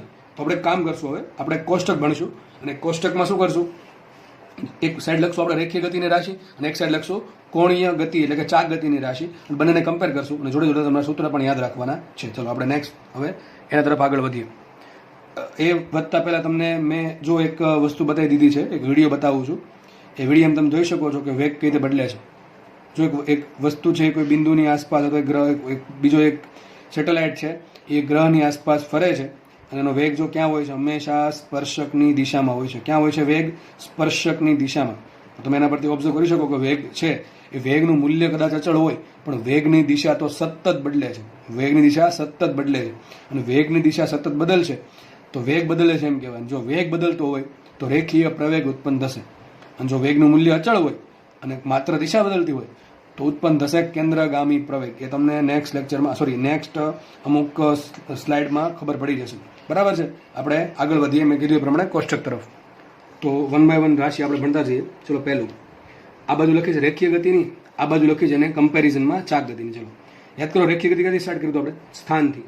તો આપણે રેખીય ગતિમાં સ્થાનને આપણે એક્સ વડે દર્શાવતા હતા મોસ્ટલી, એક પરિમાણીય ગતિમાં એક્સ વડે, અને ત્રિપરિમાણીય ગતિમાં આર વડે દર્શાવ્યું. તો અહીંયા શું આવશે, કોણીય સ્થાન. અહીંયા આવશે કોણીય સ્થાન થીટા, કોણીય સ્થાન થીટા, બરાબર. બીજું લઈએ, અહીંયા હતું સ્થાનાંતર, શું હતું ડેલ્ટા એક્સ, તો અહીંયા શું આવશે કોણીય સ્થાનાંતર. હમણાં સમજાવ્યું એ પ્રમાણે શું આવશે ડેલ્ટા થીટા. તમે જોડે જોડે કમ્પેર કરવી આ રીતે. ત્રીજું લઈએ, સ્થાનાંતર ભણ્યા હતા, પછી આપણે લીધું હતું સમય. ચલો સમય તો એ ફિક્સ જ હોય, શું હતું ડેલ્ટા ટી. તો અહીંયા પણ સમય તો ડેલ્ટા ટી જ હોય, સમયને કંઈ લેવા દેવા છે જ નહીં કોઈ જોડે, તમારી જોડે, મારી જોડે, ગતિ જોડે. ચોથું નેક્સ્ટ આપણે ભણીએ, પહેલાં લઈએ કોણીય, ચલો રેખીય વેગ લઈએ. રેખીય વેગ, વેગ સદિશ રાશિ છે ને, કેવી રાશિ છે વેગ સદિશ રાશિ, આ પ્રમાણે લખું છું. સદિશ વી બરાબર શું આપણે લખતા હતા, delta x by delta t. તો અહીંયા શું આવશે એની સામે? અહીંયા આવશે કોણીય વેગ. શું આવશે? કોણીય. આ દિશા ક્યાં છે હમણાં સમજાવું છું, થોડુંક રાહ જુઓ, ધીરજ રાખો, બરાબર. ડેલ્ટા ઓમેગા બરાબર શું આવશે? અહીંયા કોણીય સ્થાન, અહીં સ્થાનાંતર છે, અહીં શું આવશે? કોણીય સ્થાનાંતર, delta theta upon delta T. ખબર પડે કે નહીં? અથવા આપણે આમ લખતા શું લખતા? x2 - x1 છેદમાં t2 - t1. તો એ જ રીતે શું લખશું અહીંયા? એ લખશું આપણે θ2 - θ1 છેદમાં t2 - t1. આટલી સમજ પડી? ચલો આગળ વધીએ. તમને યાદ હોય તો આપણે એવું કીધું હતું કે જ્યારે limit tense two 0, delta T tense two 0, કે સમય જો સૂક્ષ્મ લેવામાં આવે તો અંતર અથવા સાંદ્ર પણ સૂક્ષ્મ કાપશે. તો આપણે આવું લખતા હતા, v બરાબર dx અપોન dt. શું લખતા હતા? v બરાબર dx અપોન dt. શું અહીંયા કર્યું આપણે? ડેલ્ટા ટી ટેન્સ ટુ 0, એટલે કે સમય છે જો સૂક્ષ્મ હોય તો એમાં કંઈ એવું કંઈ વસ્તુ નથી બહુ કે જે ઓછા સમયમાં બહુ ઝાઝું અંતર કાપી નાખે, બરાબર. તો એનું લગભગ અંતર પણ સૂક્ષ્મ જશે, બરાબર છે. તો આપણે અહીંયા એવું કરીએ તો શું કરું? અહીંયા ડેલ્ટા ટી ટેન્સ ટુ 0 લઈએ તો અહીંયા પણ સૂત્ર શું આવશે? ઓમેગા બરાબર ડી થીટા બાય ડીટી. યાદ રાખવું સૂત્ર કામનું, બરાબર છે. ઓમેગા બરાબર શું આવશે? D theta by d t. હકીકત કહું છું, તમે આ યાદ રાખો ને તો ઓટોમેટિક યાદ રહી, બરાબર. પણ જો ખાલી આટલું ગોખશો ને તો અઘરું પડશે. જેટલું સમજશો એટલું સારું પડશે. આગળ ચેપ્ટરમાં આગળ વધીએ. 5મું. ચલો, રેખીય વેગ આવી ગયો. આપણે શું આવે? રેખીય પ્રવેગ. રેખીય પ્રવેગ. જો અત્યાર સુધી આપણે ખાલી પ્રવેગ બોલતા, પણ આપણે હવે રેખીય શબ્દ વાપરવો પડશે, કેમ કે પ્રવેગ બે તો છે. એક પ્રવેગ રેખીય પ્રવેગી આવે ને કોણીય પ્રવેગી આવે. રેખીય પ્રવેગ સૂત્ર શું હતું? સદિશ એ બરાબર શું હતું? સદિશ એ બરાબર delta v by delta t. સદિશ આવશે બરાબર. અહીં શું આવશે? સદિશ V2 માઇનસ સદિશ V1 છેદમાં ડેલ્ટા ટી અથવા T2 - T1. અથવા આપણે એમ પણ જોયેલું કે જ્યારે આ ડેલ્ટા ટી ઘણું સૂક્ષ્મ લેવામાં આવે તો પ્રવેગ શું આવે? માટે પ્રવેગ બરાબર આવશે dv અપોન dt. શું આવશે? dv upon dt. અને જો v બરાબર શું મૂકી દઉં? dx by dt. શું મૂકી દઉં? dx by dt. સૂત્ર શું આપણે આવ્યું? dx square d square x by dt square. શું આવશે? d square x by dt square. આ શું બતાવે છે? કે ભાઈ વેગનું તમે સમય સાપેક્ષે પહેલું વિકલન કરો તો પ્રવેગ મળે. અથવા એમ કહી શકાય, સોરી ફોર ધ ડિસ્ટર્બન્સ, તો આપણે અહીંયા હતા કે ભાઈ વેગનું એક વખત વિકલન કરો સમય સાપેક્ષે તો પ્રવેગ મળશે, રેખીય પ્રવેગ. અને એ જ રીતે સ્થાનનું તમે સમય સાપેક્ષે એક વખત વિકલન કરશો, પહેલું વિકલન શું આપશે? વેગ આપશે. અને અહીંથી એમ સાબિત થાય છે કે સ્થાનનું સમય સાપેક્ષે બીજું વિકલન કરો શું આપે? પ્રવેગ આપે. સેમ વસ્તુ અહીંયા એપ્લિકેબલ થશે. અહીંયા શું આવશે? કોણીય પ્રવેગ. શું આવશે? કોણીય પ્રવેગ. એના માટે આપણે સંજ્ઞા વાપરીએ છીએ કઈ? આલ્ફા. કઈ વાપરીએ છીએ? આલ્ફા. કોણીય વેગ માટે સંજ્ઞા કઈ છે? ઓમેગા. અહીંયા ઓમેગા આવશે, અહીંયા આલ્ફા આવશે. એટલે ખબર પડી કે ચલો આગળ વધીએ આપણે. ચલો, આલ્ફા કોને કહેવાય? તો સદિશ આલ્ફા ઇઝ ઇક્વલ ટુ શું આવશે? Delta omega by delta t. એટલે શું આવશે? ઓમેગા 2 માઇનસ ઓમેગા 1 છેદમાં T2 - T1. આપણે આ ક્યારે વાપરશું? કે જ્યારે તમને ફેરફાર બહુ મોટો આપેલો હોય ત્યારે, સમયમાં અને ડેલ્ટામાં. જો સમય સૂક્ષ્મ લેવામાં આવે સૂત્ર શું આવશે? સિમ્પલ આપણે ખાલી મૂલ્ય લખું છું તો આલ્ફા બરાબર શું આવશે? D omega by d t. શું આવશે? D omega by d t. Omega બરાબર શું લખાય? D theta by d t. શું કીધું છે અહીંયા? તો d square theta by d t square. શું આનું મિનિંગ શું છે? કે કોણીય વેગનું તમે સમય સાપેક્ષે પહેલું વિકલન કરો, એટલે કે ઓમેગાનું સમય સાપેક્ષે પહેલું વિકલન તમને શું આપે? કોણીય પ્રવેગ આપે. અને એ જ રીતે કોણીય સ્થાનનું એટલે કે થીટાનું સમય સાપેક્ષે બીજું વિકલન શું આપશે તમને? આલ્ફા આપશે, એટલે કોણીય પ્રવેગ. અને એ જ રીતે થીટાનું એટલે કે કોણીય સ્થાનનું સમય સાપેક્ષે પહેલું વિકલન શું આપે? ઓમેગા આપે. તો બધા સૂત્ર તમારે યાદ રાખવાના છે બધા ભાઈ, બરાબર છે. તો આપણે જસ્ટ તમને મેં કીધું, જો તમે આ ખાલી યાદ રાખશો, જો કે યાદ હશે તો આ યાદનો ફિઝિક્સ મૂકી દેવું પડે અત્યારે તો, બરાબર છે. આટલું જ ખબર હશે જ તે, તો હવે તમને આ પણ ઓટોમેટિક યાદ રહી જશે, બરાબર. આપણે નેક્સ્ટ આગળ વધીએ. છઠ્ઠી વસ્તુ આપણે શું ભણ્યા હતા? યાદ રાખો. અચળ પ્રવેગી ગતિના સમીકરણો. તો સેમ ટુ સેમ અહીંયા પેલા માટે પણ લખી શકાશે. અહીંથી પ્રશ્ન આવે નીટમાં, આઈએમપી. આ વસ્તુ આઈએમપી યાદ રાખજો, અહીંથી પ્રશ્ન આવે છે, બરાબર. ચલો, અચળ પ્રવેગી ગતિના સમીકરણો ક્યારે વપરાય? પહેલા તો રેખીય પ્રવેગ એ અચળ હોય તો જ લખે ને અચળ પ્રવેગી ગતિ, બરાબર છે. આપણે ધાર લેશું કે આપણો જે આલ્ફા છે એ કેવો છે? સોરી, પ્રવેગ કેવો છે? અચળ. પ્રવેગ અચળ તો તમને બધાને ખબર હશે. પ્રવેગ અચળ મતલબ શું થાય? કે વેગ છે એમાં સતત સરખો વધારો થતો હોય, સમયની સાથે વેગમાં સતત સરખો વધારો કે ઘટાડો થાય તો રેખીય પ્રવેગ અચળ હોય. અને જો ઘટાડો થતો હોય તો શું કહેવાય? ને રેખીય પ્રતિપ્રવેગ. અચળ રેખીય પ્રતિપ્રવેગ, બરાબર. આગળ વધીએ તો ચલો, આપણે પહેલું સમીકરણ શું આવશે? બધાને ખબર હશે v બરાબર શું હોય? v0 + at. શું હોય? v બરાબર v0 + at. હું ઉપર સદિશ કરતો નથી. સદિશ કરો તો આપણે લખાય સદિશ v ઇઝ ઇક્વલ ટુ સદિશ v0 પ્લસ સદિશ a ઇન્ટુ t, બરાબર કે નહીં? એટલે ખબર હશે બધાને. સદિશ કરો કે ના કરો, તમને બધું કરાવેલું જ છે આ. અને તમે ચાહો, તમારી ચાહત હોય તો તમે ઉપર સદિશ પણ મૂકી શકો છો. ચલો, આ પહેલું સમીકરણ છે. તો આપણે અહીંયા લખીએ એક કામ કરું તો પહેલાં બધાના સમીકરણ લખી નાખું છું, પછી આપણે લખીએ. પછી આપણે લખ્યું હતું ડી બરાબર V0t plus half a t square. શું હતું? ડી બરાબર V0t પ્લસ હાફ એટી. આ ડી શું છે? સ્થાન છે કે અંતર છે કે સ્થાનાંતર છે? ડી શું છે? આ મેં રેખીય ગતિ ભણાવ્યું હતું ત્યારે પણ કીધું ક્લાસમાં કે મોસ્ટલી લોકો અહીંયા ભૂલ કરે છે. What is D actually? Exactly what is D? D શું છે એક્ઝેક્ટલી? ડી છે સ્થાનાંતર. શું છે ડી? સ્થાનાંતર. ધારો કે પદાર્થ છે એક જ દિશામાં ગતિ કરે, શું લખાય? ડેલ્ટા એક્સ લખાય. શું લખાય? ડેલ્ટા એક્સ લખાય. શું exactly? x2 minus x1 is equal to V0t plus half a t square.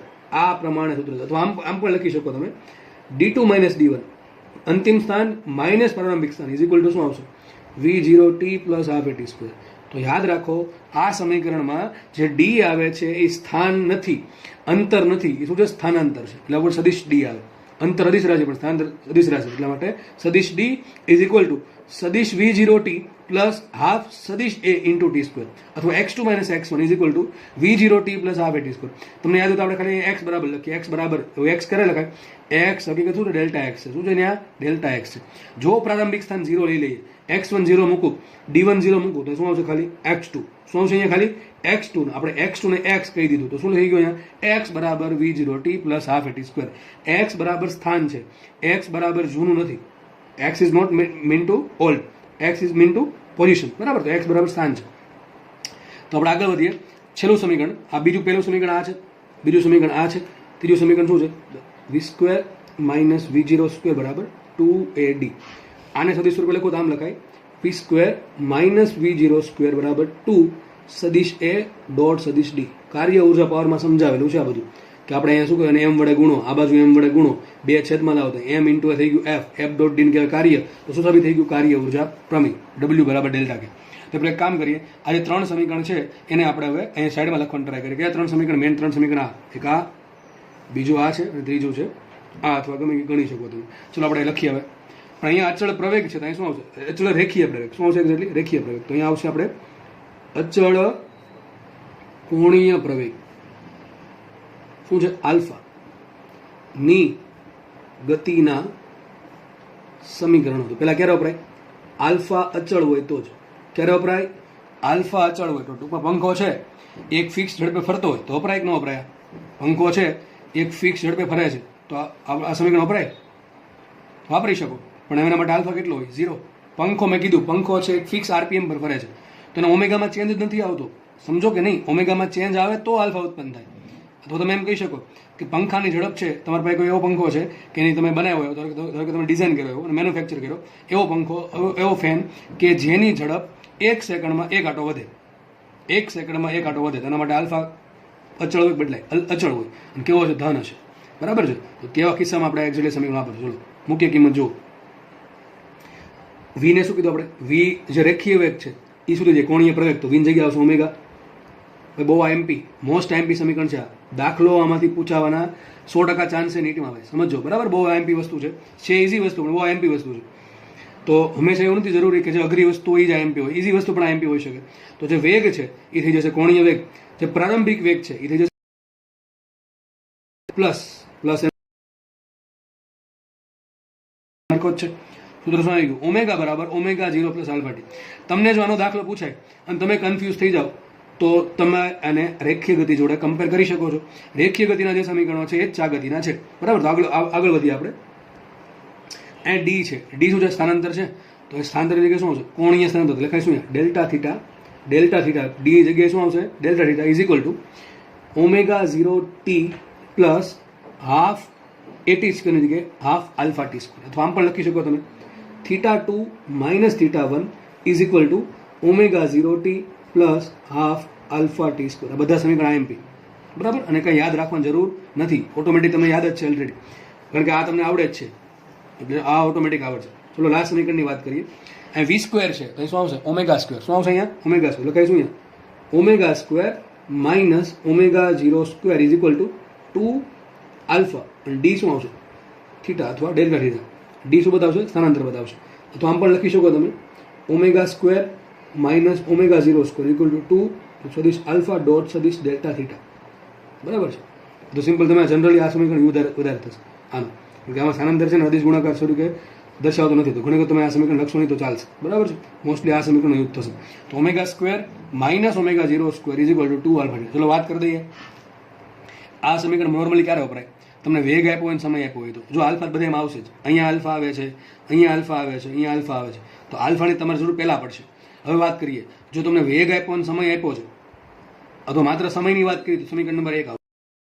આમાં જુઓ, આમાં શું થાય? સ્થાનાંતર આપ્યું અને સમય પણ આપ્યો. જ્યારે તમને સ્થાનાંતર આપ્યું હોય, સમય આપ્યો હોય, ત્યારે આવશે બીજું સમીકરણ. અથવા આમ આમ સમજો તો ચાલશે આના પરથી, કે સ્થાન આપ્યું છે, સમય આપ્યો છે, તો જ સમીકરણ આ યુઝ થશે. ખાલી સમય આપ્યો તો સમીકરણ પહેલું યુઝ થાય, અથવા આ યુઝ થાય.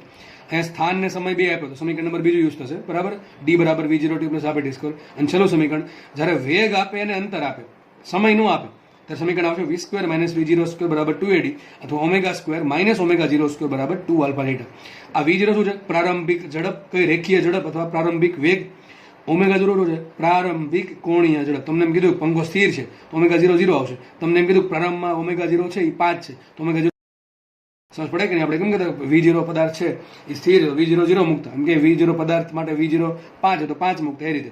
તો v0 અથવા ઓમેગા 0 શું છે? પદાર્થની શરૂઆતમાં, એટલે કે t બરાબર 0 સમય, એટલે કે પ્રારંભમાં ઝડપ અથવા કોણીય ઝડપ, અથવા રેખીય વેગ અથવા કોણીય વેગ. સમજ પડે કે નહીં? તો આટલા સમીકરણ તમને આવડી જવા જોઈએ. નેક્સ્ટ આપણે આગળ વધીએ. તો અત્યાર સુધીમાં જે પણ ભણાવ્યું છે એ તમને લગભગ આવડતું જ હશે આડાવડી રીતે, કાં તો ચાક ગતિનું ડાયરેક્ટ આવડતું હશે, અથવા હવે રેખીય ગતિ કમ્પેર કરીને તમે ચાક ગતિના સમીકરણો મેળવી શકો. પણ ખબર હોવી જોઈએ ઓમેગા શું છે, થીટા શું છે, આલ્ફા શું છે, બરાબર. આપણે એટલું અહીં સુધી રેખીય ગતિ હતી. હવે આગળ વધીએ. જુઓ 7મું. પહેલાં તો હવે સમીકરણ ક્યારે વપરાય? હજુ કહું છું, આલ્ફા અથવા એ અચળ હોય તો જ રેખીય ગતિના સમીકરણ, રેખીય પ્રવેગી ગતિના સમીકરણ આવશે.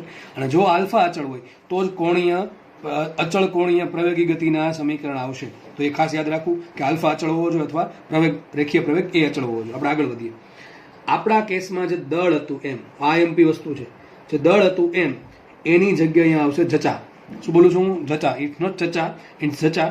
જડત્વની ચાક માત્રા, જડત્વની ચાક માત્રા. આ ત્રીજો ભાગ છે, બરાબર. હું તમને એક કામ કરું છું, આખા ચેપ્ટરનું કોષ્ટક અહીંયા આપી દઉં છું. તમને જેમ જેમ ટોપિક ભણતા જશો, બરાબર છે, ફર્સ્ટ પાર્ટમાં આટલું ભણશો, આની ઉપરનું જે ભણે હોય, બીજા પાર્ટમાં તમે ઝડત્વની ચાક માત્રા ભણો ત્યારે તમને એક્ઝેક્ટલી ખબર પડી જશે. તો જે દળ કામ આપણું રેખીય ગતિમાં કરતું હતું એ જ કામ જડત્વની ચાક માત્રા તરીકે આઈ કરશે. આઈ શું કામ કહેવાય? ઇંગ્લિશમાં એને કહેવાય moment of inertia. Moment of inertia, MI, બરાબર છે. તો આપણે એને સિમ્પલ, હું મોસ્ટલી જચા બોલું છું વર્ષોથી. તો દળ છે એ એમ છે, એનો ભાગ કોણ લેશે? જચા, એટલે કે જડત્વની ચાક માત્રા લેશે. તો જેવું દળ, એ કેમ આપણે વેગ છે એની જે પ્રવેગ છે એને જેવું કામ અહીંયા આલ્ફા કરે છે, તો એ જ રીતે જ્યાં દળ છે એની દળનું કામ અહીંયા કરશે જડત્વની ચાક માત્રા આઈ. બરાબર છે. એક આખો ટોપિક, બહુ મોટો ટોપિક છે અને આઈએમપી ટોપિક છે, એનું આપણે ચર્ચા કરશું ત્યારે તમને કહી દઈશ કે કેમ આવું થાય છે. તો જે દળનું કામ, જે આપણે રેખીય ગતિમાં દળ જે કામ કરતું હતું એ કામ કોણ કરશે? જડત્વની ચાક માત્રા. ટૂંકમાં જેટલા બી સૂત્રમાં જે દળ આવે છે એ ચાક ગતિના સૂત્રમાં તમે દળની જગ્યાએ આઈ મૂકી શકો. સમજ પડે કે ના પડે? ચલો 8મું સૂત્ર, બળ. બળ, હું એમ કહું, વસ્તુ ગતિ કરે છે તો શું બળ જરૂરી છે? એક આ સપોઝ કે પેન પડેલી છે, આ પેન પડી છે અહીંયા, તો પેનને મારે ગતિ કરાવી છે, બળ આપવું પડે કે ન પડે? ઓબ્વિયસલી આપવું જ પડે. તો બળ શું કામ જવાબદાર છે? રેખીય ગતિ માટે બળ જવાબદાર છે. આ જ્યાં સુધી આ પેનને બહારથી બળ નહીં લાગે, જો આંતરિક બળ તો લાગતા જ હશે, એના અણુ વચ્ચે આંતરાણુય બળ લાગતા જ હોય, બરાબર છે. એના અણુ સ્થિર નહીં હોય, થોડા ગતિ કરતા હશે, વાઇબ્રેટ થતા હશે, પણ એ બધા બળનું પરિણામી બળ 0 છે. જ્યાં સુધી હું આને પરિણામી બાહ્ય બળ નહીં આપું ત્યાં સુધી પેન અહીંથી હલવાની છે નહીં. કોઈ બી રીતે આપી શકો, ફૂંક મારીને આપી શકો, પવનથી આપી શકો, પણ જ્યાં સુધી આના પર બળ નહીં લાગે ત્યાં સુધી વસ્તુ ગતિ કરવા નથી. તો બળ શું કામ? રેખીય ગતિ માટે. શેના માટે જવાબદાર છે બળ? તો ચાક ગતિ થાય છે, મને કે આ પેન છે, બરાબર, આ પેનને આ રીતે, બરાબર છે. તો ફરશે ક્યારે? ખાલી બળ લગાડ્યું ફરશે? આ બળ લગાડ્યું ફરે છે? ના, ફરતી નથી. તો રેખીય ગતિ કરે છે. તો કંઈક એવી વસ્તુ છે જે બળ કરતા વિશેષ છે. સમજ પડી કે ન પડી હું શું બોલું છું? મારે આને આગળ લઈ જવી તો બળ આપું છું, આ પ્રમાણે બળ આપું તો આગળ જાય છે, પરંતુ મારે આને ફેરવવી છે, આ રીતે ફેરવવી છે, તો શું મારે બળ આપવું પડે? ચલો બળ આપીને જોઈ જાઉં. ચલો અહીંથી બળ આપું છું, આ ફરે છે? ના. તો ખાલી એકલા બળથી વસ્તુ ફરતી નથી, તો કંઈક અલગ છે, અને એ અલગ છે, આપણે ભણવાનું છે ડિટેલમાં. એ છે ટોર્ક. ટોર્ક એની સંજ્ઞા છે ટાઉ અથવા ટો, તમે જે બોલો એ, બરાબર છે. ટાઉ બોલો અથવા ટો બોલો, જે બોલો એ. તો જે ભાગ બળ ભજવે છે રેખીય ગતિમાં, રેખીય ગતિ થવા માટે, એ જ ભાગ ચાક ગતિમાં ટોર્ક ભજવે છે ચાક ગતિ થવા માટે. ચાક ગતિ માટે રિસ્પોન્સિબલ કોઈ હોય તો ટોર્ક છે, ચાક ગતિ થવા માટે. સમજો ભાઈ, જેટલું કોન્સેપ્ટ ક્લિયર રાખશો પ્રેક્ટિકલ જોડે એટલા વધારે વિશેષ આગળ વધશો, કલ્પના શક્તિ વધશે, ઇમેજિનેશન પાવર વધશે અને કંઈક નવું વિચારતા થશો અને જિંદગીમાં સફળ બનશો બધા કરતા. બાકી બધા જે કરે છે રેખીય ગતિ માટે, રેખીય ગતિ આ પેન પડી છે મારે આગળ વધવા માટે 100% બળ આપવું જ પડશે તો જે રેખીય ગતિ કરશે. તો રેખીય ગતિ માટે જે જવાબદાર છે બળ, બરાબર છે, પરિણામી બાહ્ય બળ. ખાલી માનો કે પેન છે અને તમે અહીંથી ધક્કો મારો, અહીંથી ધક્કો મારો, હું જો સરખો ધક્કો મારું છું, બે જગ્યાએથી સરખો ધક્કો મારું છું, શું વસ્તુ આગળ જાય છે? ના.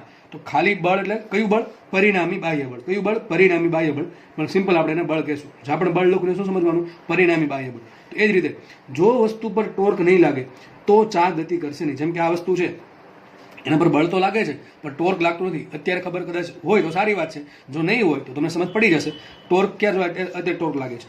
આને હું આમ નીચે દબાવું અને આને ઉપર લઈ જાઉં, જો આ રીતે સમજ પડે છે. તો આ શું લગાડ્યું ખબર છે? એક્ઝેક્ટલી શું છે ખબર? આ કપલ છે. શું છે આ? કપલ.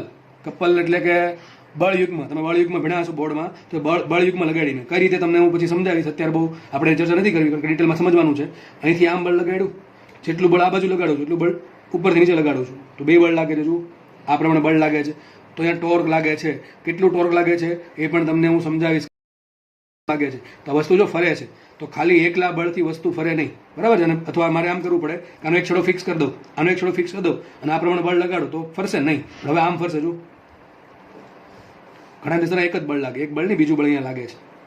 આ બળ શું ટ્રાય કરે? આને તોડવાનું ટ્રાય કરે, પણ તોડવા દેશે? મને કંઈ અહીં સપોર્ટ આપી દીધો મેં અને પકડી રાખ્યું તો મારા બળ મારી આંગળી પર બળ લગાડે વિરુદ્ધ દિશામાં, બરાબર છે. તો બે હકીકતે કપલ જ લાગે. શું લાગે છે? અહીંયા પણ કપલ જ લાગે છે. તમને પછી સમજાવીશ. તો જો ચાક ગતિ કરે છે, ઘણાના મનમાં એવું રાખે, ઘણા એવું મનમાં રાખે કે આખું આમ ફરી જાય તો જ ચાક ગતિ કહેવાય. અરે ભાઈ એવું નથી કે આખો રાઉન્ડ ફરે તો જ ચાક ગતિ થાય.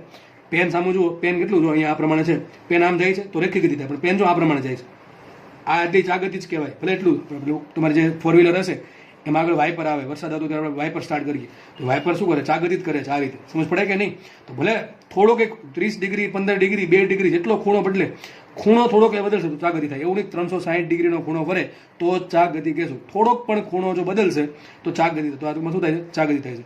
અને એના માટે મારે બળ આપવું પડે છે. તો હકીકતે બળ નહીં પણ કોણ જવાબદાર છે? ટોર્ક જવાબદાર છે. એ તમને પછી સમજાશે. તો જેવું કામ દળનું હતું એવું કામ જચા જડત્વની ચાક માત્રાનું છે. જેવું કામ બળનું છે અહીંયા એવું જ કામ કોનું છે? ટોર્કનું છે. તો આપણે એક કામ કરશું, સમીકરણમાં જ્યાં એફ આવે છે એને રિપ્લેસ કરશું ટોર્ક વડે. શેના વડે કરશું? ટોર્ક વડે. આટલી ખબર પડી કે ના પડી? સમીકરણમાં જ્યાં એફ આવે છે એને આપણે ચાક ગતિમાં ટોર્ક વડે રિપ્લેસ કરશું. લિનિયર મોશન માટે બળ રિસ્પોન્સિબલ છે, બળ જવાબદાર છે રેખીય ગતિ થવા માટે. એ જ રીતે ચાક ગતિ માટે રિસ્પોન્સિબલ કોણ છે? ચાક ગતિ થવા માટે કોણ જવાબદાર છે? ટોર્ક જવાબદાર છે. આપણે નેક્સ્ટ પેજ પર હવે આને આગળ ચર્ચા કરશું.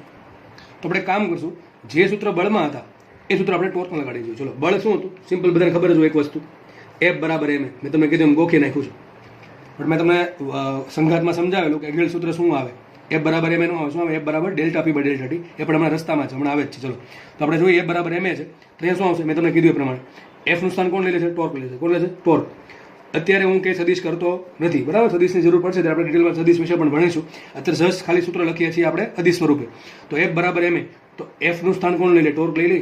દળનું સ્થાન કોણ લઈ લે? જચા, તો I આવશે. અને પ્રવેગનું સ્થાન કોણ લઈ લે? હમણાં ભેડા આલ્ફા. તમારે ક્યાં ગોખવાની જરૂર છે? ટોર્ક બરાબર I આલ્ફા. તો F બરાબર m તો ટોર્ક બરાબર I ઇન્ટુ આલ્ફા. તો F નું સ્થાન લેશે ટોર્ક, દળનું સ્થાન લેશે જચા જડત્વની ચાક માત્રા અને પ્રવેગનું સ્થાન લેશે આલ્ફા. આટલી ખબર છે ને? આગળ વધીએ આપણે. એ રાશિ છે કોણીય વેગમાન. શું છે? વેગમાન. હમણાં લાસ્ટ અમુક લેક્ચર સિરીઝમાં આપણે વેગમાન બહુ ડિટેલમાં ચર્ચા કરી. તો વેગમાન P બરાબર, ચલો વેગમાન P બરાબર શું આવે? વેગમાન P બરાબર આવે m ઇન્ટુ v. સદિશ P બરાબર સદિશ m ઇક્વલ ટુ m સદિશ v. એ જ પ્રમાણે જે વેગમાન છે એનું સ્થાન લેશે કોણીય વેગમાન, એંગ્યુલર મોમેન્ટમ. આને કહેવાય લિનિયર મોમેન્ટમ, રેખીય વેગમાન. એનું સ્થાન લેશે કોણીય વેગમાન. અને આપણી બુક્સ, ટેક્સ્ટ બુકમાં અને બીજા બધા મટીરિયલ્સમાં કોણીય વેગમાન માટે સંજ્ઞા છે કેપિટલ L. કઈ છે? Capital L. તો અહીંયા જે સદિશ P છે કોણ રેખીય વેગમાન એ આવશે કોણીય વેગમાન ઇઝ ઇક્વલ ટુ, ચલો સૂત્ર કંઈ ગોખવાની જરૂર છે નહીં, L નું. ચલો, તો P બરાબર L લખશું. P નું સ્થાન કોણ લેશે? L લેશે ચાક ગતિમાં. દળનું સ્થાન કોણ લઈ લે? I જડત્વની ચાક માત્રા. અને વેગનું સ્થાન કોણ લે? ઓમેગા. તો L બરાબર I ઓમેગા. તો ખબર જ છે, V નું સ્થાન ઓમેગા લઈ લે, દળનું સ્થાન જચા લઈ લે અને P નું સ્થાન કોણે લીધું? કોણીય વેગમાન L. તો L બરાબર શું થઈ જશે? L ને તમે કમ્પેર કરી શકો P સાથે, રેખીય ગતિના P સાથે કોણીય ગતિના વેગમાનને તમે કમ્પેર કરી શકો તો P બરાબર L થાય. ન્યૂટનનો ગતિનો બીજો નિયમ શું છે? ન્યૂટનનો ગતિનો બીજો નિયમ F બરાબર શું હતું? F બરાબર હતું delta P by delta t, અથવા એક્ઝેક્ટ સૂત્ર આવું હતું, સદિશ પી ઇઝ ઇક્વલ ટુ સદિશ delta P by delta t. તો જુઓ અહીંયા શું સૂત્ર આવશે, બોલો જાતે જાતે. બળનું સ્થાન લેશે ટોર્ક ઇઝ ઇક્વલ ટુ એમને ડેલ્ટા પી એટલે કે રેખીય વેગમાનનો ફેરફાર, તો અહીંયા કોણીય વેગમાનનો ફેરફાર delta L by delta t. કેટલું ઇઝી છે જુઓ. હજી કહું છું, જેને આ આવડે છે એને યાદ રાખવાની કોઈ જરૂર નથી, ખાલી સંજ્ઞા જોવાની છે કે પી નું એલ કરવું. પીને ખબર હોવી જોઈએ પી શું છે, રેખીય વેગમાન છે, તો એલ હશે કોણીય વેગમાન. એટલી ખબર પડે કે ના પડે. તો બે સૂત્ર છે, આ બે સૂત્ર તો બહુ એમપી છે ભાઈ, મોસ્ટ એમપી સૂત્ર છે. સમજ પડે? બરાબર છે ને? ટોપના હજી બીજા સૂત્રો જન્મ થશે આમાંથી, આ ચેપ્ટરમાંથી નવા સૂત્રનો જન્મ થશે. આગળ વધીએ. આપણે જોયું હતું કાર્ય, યાદ હોય તો ડબલ્યુ બરાબર શું હતું, ડબલ્યુ બરાબર, અથવા ચલો પહેલાં કહી દઉં તો શું હતું, સદિશ એફ ડોટ સદિશ ડી હતા ને, શું હતું, સદિશ એફ ડોટ ડી. તો અહીંયા કાર્ય, તો અહીંયા કાર્ય જ હોય, કંઈ કોણીય કાર્ય ના હોય, કાર્ય તો એક જ હોય. તો કાર્ય અહીંયા કાર્ય જ છે, બરાબર. તો બરાબર એમને રાખીએ. સદિશ એફ ની જગ્યાએ શું આવશે, સદિશ ડોટ ડી ની જગ્યાએ શું આવશે, ડેલ્ટા થીટા અથવા સિમ્પલ થીટા. સમજ પડે કે નહીં પડતી? સદિશ ટોર્ક ડોટ થીટા, અથવા સિમ્પલ આપણે લખવું હોય તો ડબલ્યુ બરાબર શું લખતા આપણે, એફ ડી. શું લખતા, એફ ડી કોસ થીટા, અથવા સિમ્પલ એફ ઇન્ટુ ડી. તો લખશું આપણે ડબલ્યુ બરાબર ટો ઇન્ટુ થીટા. શું લખશું અહીંયા, ટો ઇન્ટુ થીટા, અથવા ટોર્ક ગુણ્યા થીટા. તો તમને આપણે કાર્ય આવે. નેક્સ્ટ આપણે લઈ લઈએ પાવર. ચલો, પાવર પી બરાબર શું હતું, એ તો કાર્ય ભાગ્યા સમય. તો એ કાર્ય આ પાવર છે, પાવર છે. પી એટલે વેગમાન નથી, ઇટ્સ પાવર. તો પાવર શું હતું, કાર્ય છેદમાં શું હતું, બીજું સૂત્ર શું હતું, સદિશ એફ ડોટ સદિશ વી, આઈએમપી સૂત્ર. આ પણ જે લખું છું એ પણ આઈએમપી. તો અહીંયા પાવર શું આવશે, પાવર પી બરાબર કાર્ય ભાગ્યા સમય તો આવશે જ.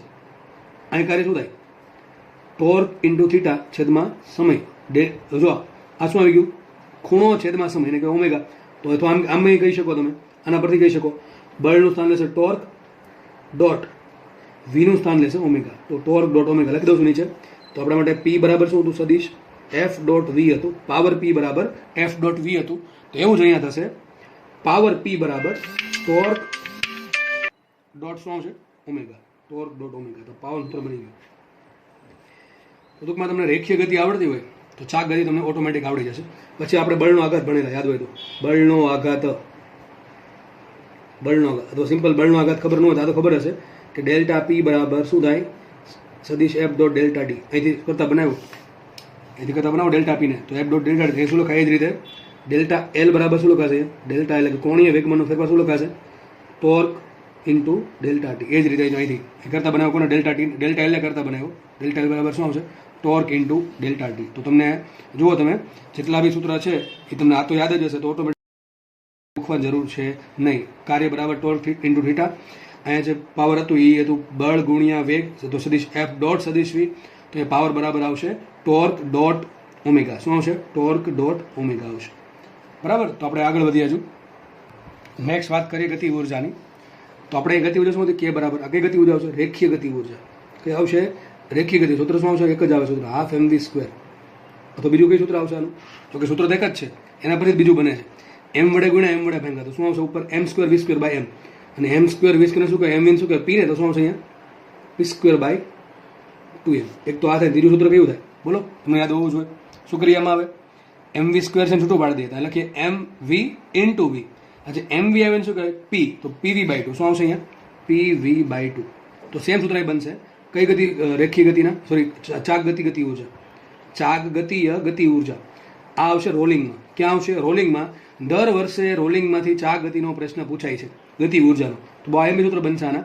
તો મેં તમને કીધું એ પ્રમાણે આ યાદ હોય તો ઓટોમેટિક આ યાદ રાખવાની જરૂર નથી. ચલો જુઓ કઈ રીતે. અહીંયા હાફ તેમ જ રહેશે. દળનું સ્થાન કોણ લઈ લે, જડત્વનું ચાક માત્ર આઈ જચા ઇન્ટુ વીનું સ્થાન કોણ લઈ લે, ઓમેગા સ્ક્વેર. તો બની ગયું કે બરાબર હાફ આઈ ઓમેગા સ્ક્વેર. શું આવશે, કે બરાબર હાફ આઈ ઓમેગા સ્ક્વેર. આગળ વધીએ, ઇઝ ઇક્વલ ટુ અહીંયા શું બન્યું, પી સ્ક્વેર બાય 2m. પી શું છે, રેખીય વેગમાન.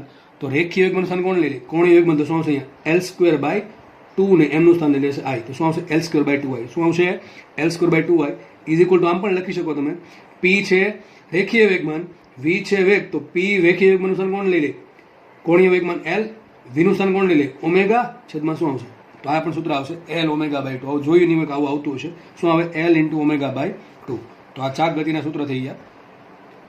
તો હજુ તો આ કોષ્ટક ઘણું લાંબુ થઈ શકે, પણ અમે તમને કીધું એ પ્રમાણે હવે જે આપણે નવા જે સૂત્રમાં એડ કરશું, બરાબર. તમે એક કામ કરવાનું છે, આ કોષ્ટક તમારે પૂરું ન કરવું, લગભગ 1 થી 2 પેજ છોડી દેવા તમારા જગ્યા પ્રમાણે, બરાબર છે.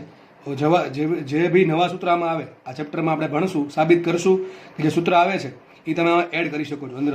જો તમે જ્યારે વાંચો, શરૂઆતમાં રિવિઝન કરો, ત્યારે તમારે માત્ર આ કોષ્ટક જોવું પડે, પછી આ કોષ્ટક જો કે જોવાની જરૂર નહીં પડે. તો આપણે કામ કરશું, તમે એક કામ કરશો, આની પછી જે પણ થોડીક જગ્યા છોડી દેજો, 1-2 પેજ, એટલે તમે છે ને નવા સૂત્ર આમાં એડ કરી શકો જોડે. તો આપણે અહીંયા સુધી રાખીએ. નેક્સ્ટ લેક્ચરમાં આપણે આ જે સૂત્ર આપણે કમ્પેર કર્યા અથવા જે શરૂઆતમાં ભણેલા આ બધા સૂત્ર, બરાબર છે, જેટલું આપણે ભણેલા, કોણીય વેગ છે, આલ્ફા છે, પછી ડેલ્ટા થીટા છે, બરાબર છે, ડેલ્ટા ઓમેગા છે, અને આ જે સૂત્ર છે એના આધારિત આપણે થોડુંક સાબિત કરશું. પછી આપણે દાખલાની પ્રેક્ટિસ કરશું. પછી આપણે ધીમે ધીમે ટોર્કનો પણ શરૂઆત કરી દઈશું.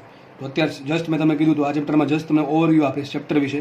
તો પહેલાં આપણે એ ભણ્યા ચાગતિ કોને કહેવાય, ચાગતિ રેખી ગતિમાં શું ફરક છે એ ભણ્યા, ભ્રમણાક્ષ કોને કહેવાય, દઢ પદાર્થ કોને કહેવાય, ઓમેગા શું છે, આલ્ફા શું છે, થીટા શું છે, સમય શું છે, બરાબર છે. પછી આપણે જોયું કે જે રાશિઓ રેખી ગતિમાં ભાગ ભજવે છે એવો જ ભાગ બીજી કોઈક રાશિઓ એના જેવો જ ભાગ ચાગતિમાં ભજવે. તો આપણે પછી બેને કમ્પેર કર્યા, જે આપણે સૂત્ર લીધા, છેલ્લે અહીંથી થોડુંક અલગ પડે છે ભાગ.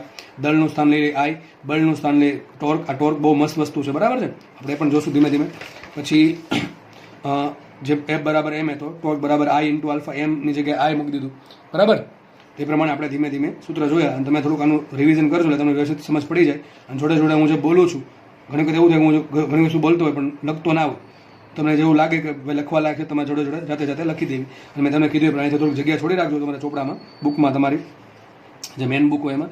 એટલે તમે જે નવા સૂત્ર આવે છે હું તમને કહીશ નહીં, બરાબર, કે તમે એડ કરી દો. તમને એવું લાગે કે આ સૂત્ર એડ કરવા લાયક છે, એમ કહી દઉં કે ટોર્ક બરાબર એફ ક્રોસ આર, અરે આર ક્રોસ એફ, તમે એડ કરી દેવું આમાં. મેં સૂત્ર ખાલી ટોર્કનું એક જ આપ્યું, આઈ ઇન્ટુ આલ્ફા, પણ બીજું સૂત્ર આ પણ છે, આર ક્રોસ એફ અથવા આર એફ સાઇન થીટા. તો એ પણ તમે આમાં એડ કરી શકો છો. એટલે જ્યારે રિવિઝન કરો ત્યારે બધા સૂત્ર એક જોડે મળી જાય તો આપણે સારું પડે. એટલા માટે કહું છું કે જગ્યા છોડી રાખજો, એટલે તમે બેટર વેમાં તમે લખી શકો અને યાદ રાખી શકો.